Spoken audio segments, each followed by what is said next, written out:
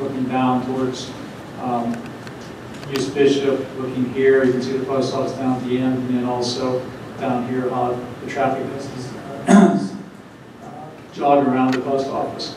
The next slide just shows a blow up of this area. This is where what we'd be widening over into here, which is about the edge of the current right-of-way, would be the end of our blacktop, and then the sidewalk would go into what we would be acquiring for the new right-of-way area. I have a question, please. Yes. I am that property owner. What are you going to do to protect me from speeding vehicles? Because you're now taking that traffic 6 feet to my front door. Miss, I'm going to cut you off, but we're going to give you guys a chance to talk after they finish their presentation. Before we render any decision, we're going to give everyone a chance to speak. Okay. Can you just wait for a couple of minutes? Okay. I appreciate it. Thank you.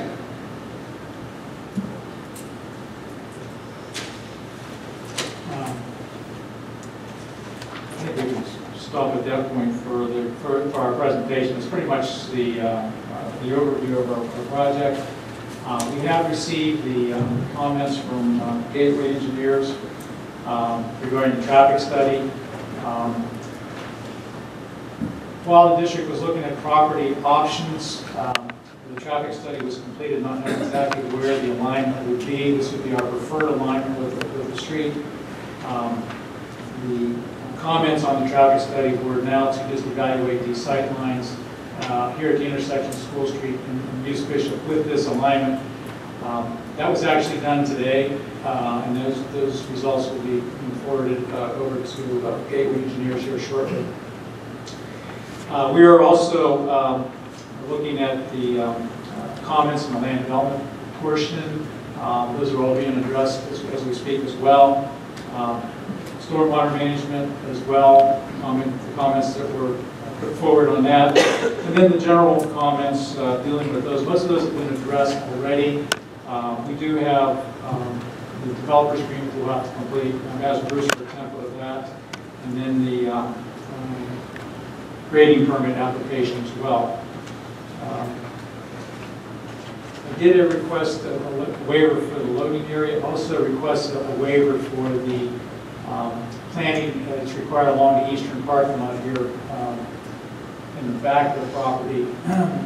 We have such a heavy wooded area back here now that we're not within any sight distance of any adjoining properties because of the heavy wooded area, and we asked for a waiver to not do the planting along that eastern boundary of the east parking lot.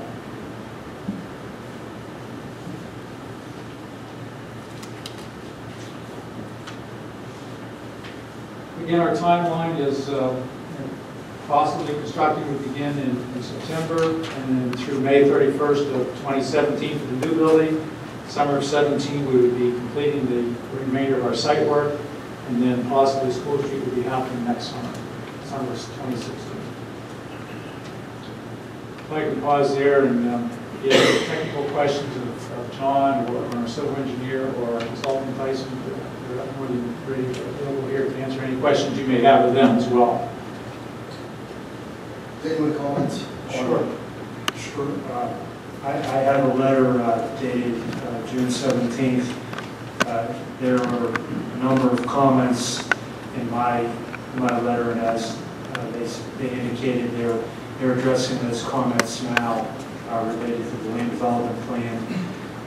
With regards to the School Street access, we weren't sure on the alignment and didn't do any review on that, but that's something that will have to be looked at going forward if that's a proposal.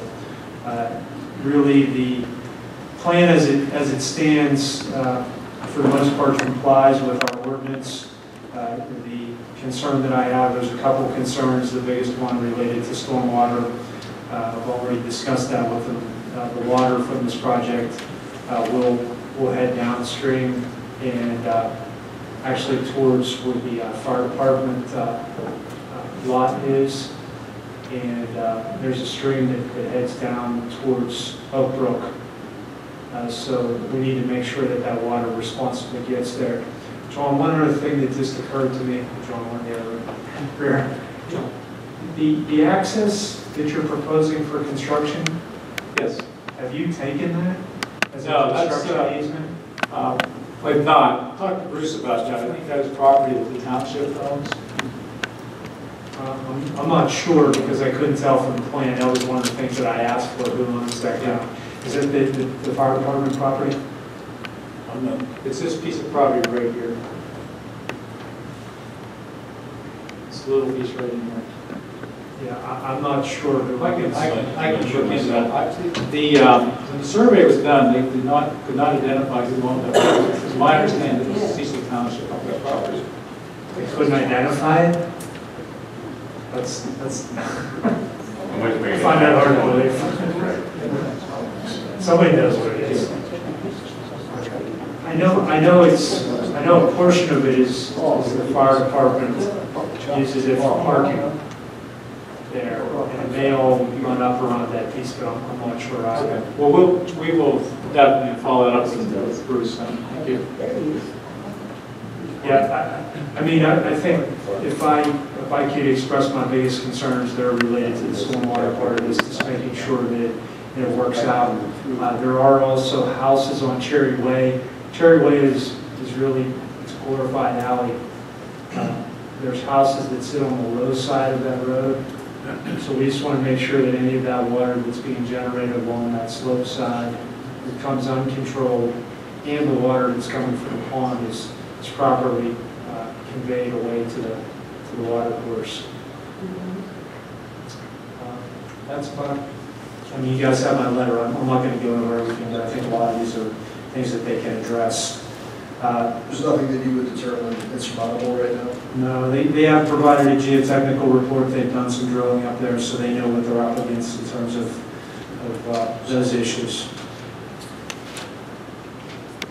Dan, your item number 6 was the cubic yardage of earth to be moved. What exactly are you looking for? Do you want another location or? No. The ordinance requires them just to label the amount of cubic yardage to be moved on the site. I'm sure they know that. I'm sorry. Do you know how much dirt you're going to move on the site to prepare it? Yeah, we have a rough idea.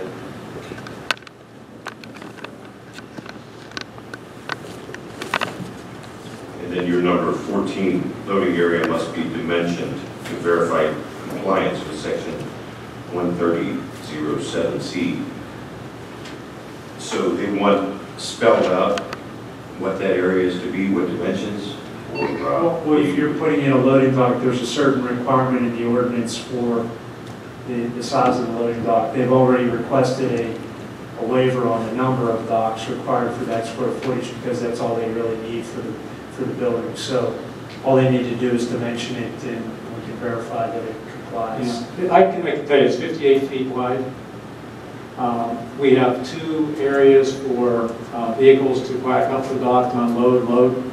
And beyond that is an area for 2 dumpsters adjacent to those 2 loading areas.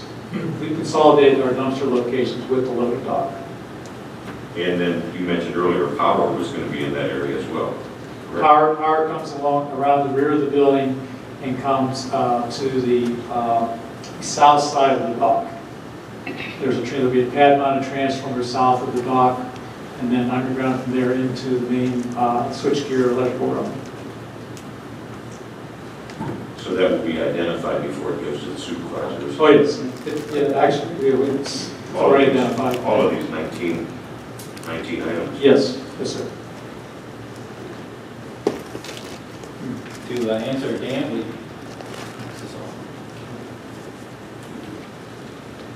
this is preliminary. I'm going to run it again, analysis, but right now we're talking about 110,000 cubic yards of cut, 83,200 cubic feet of fill, and 23,500 haul off.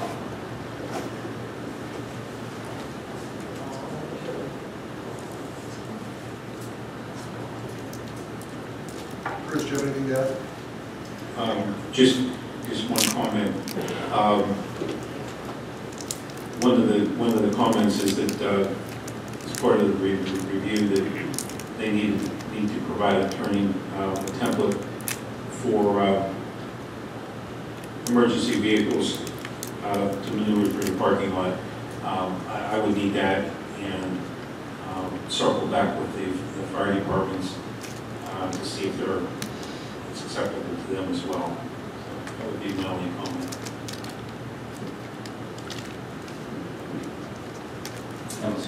I'm assuming auto term is acceptable. Yes, that's correct.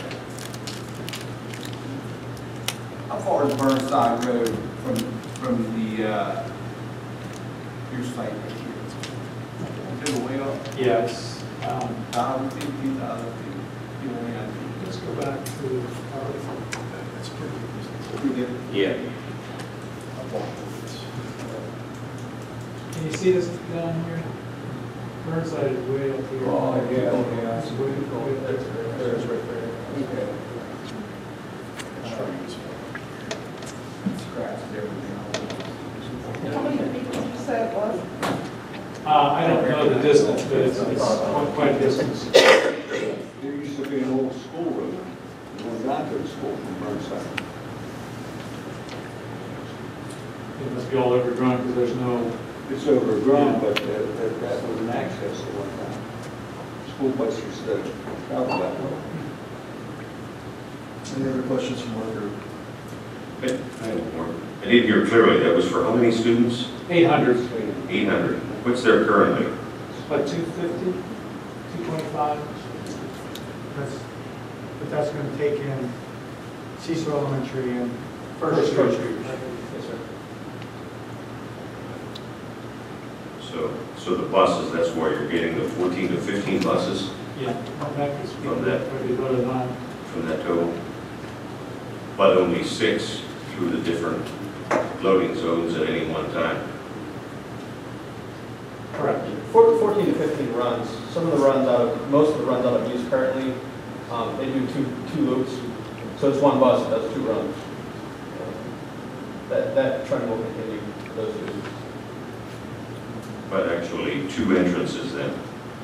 So the students off the bus in the front, and the parents bringing in the back. Yes. That's correct.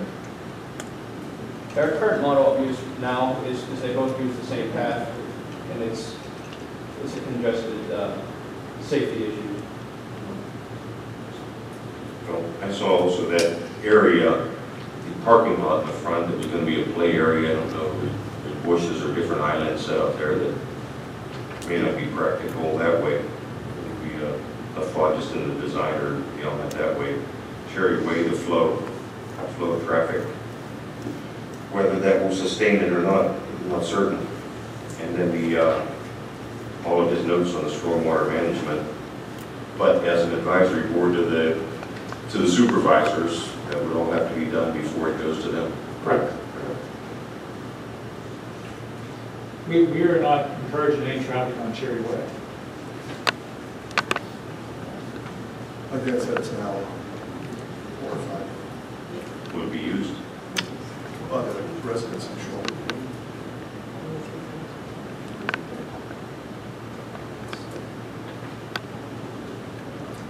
Any more questions from our board? Okay, at this point in time, I'll open up the floor to any questions from the audience.